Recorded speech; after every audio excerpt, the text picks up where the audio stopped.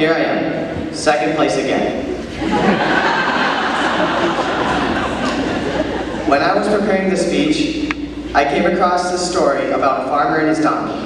As it goes, one day a farmer's donkey fell down into a well. The animal cried for hours as the farmer tried to figure out what to do. Finally, he decided the animal was old and the well needed to be covered up anyway. It just wasn't worth it to retrieve the donkey. He invited all his neighbors to come over and help him. They all grabbed a shovel and began to shovel dirt into the well. At first, the donkey realized what was happening and cried horribly. Then, to everyone's amazement, he quieted down. A few shovel loads later, the farmer finally looked down the well. He was astonished at what he saw.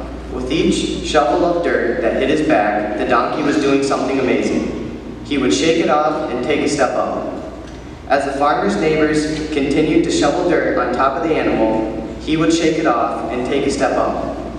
Pretty soon, everyone was amazed as the donkey stepped up over the edge of the well and happily trotted off.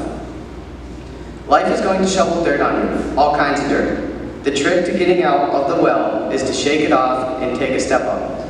Each of our troubles is a stepping stone. We can get out of the deepest wells by not stopping and never giving up.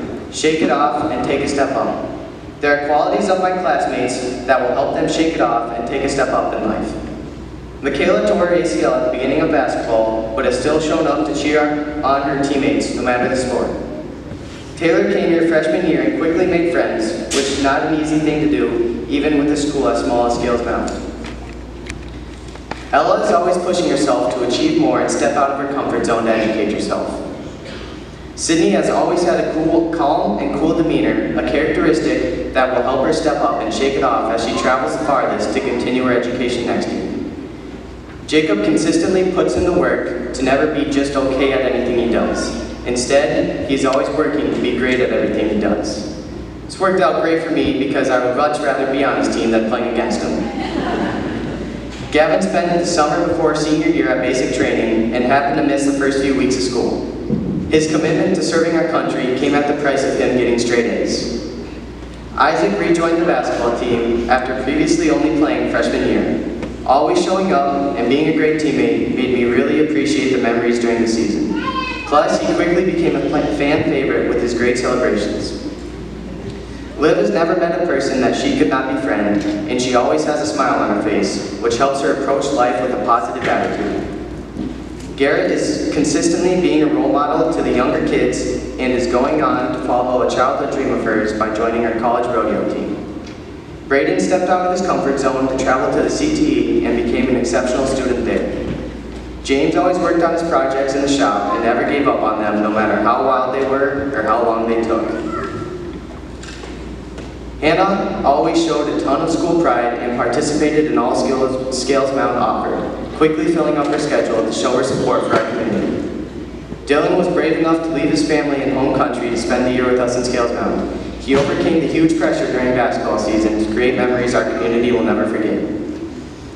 Mitchell pushed himself to become the FFA section vice president, which created a number of new opportunities for him. But Mitchell had somehow found a way to constantly score higher than me in all of our classes, except in PE because I had an in with the teacher.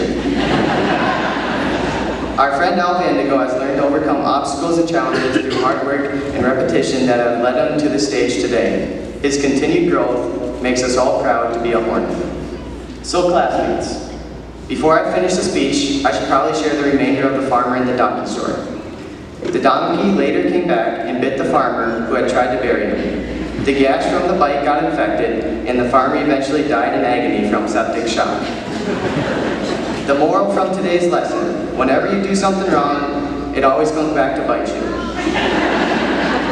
On that note, I would like to make sure it is known that our valedictorian is the one who set off the fire alarm when we were grilling Betsy burgers. Thank you very much.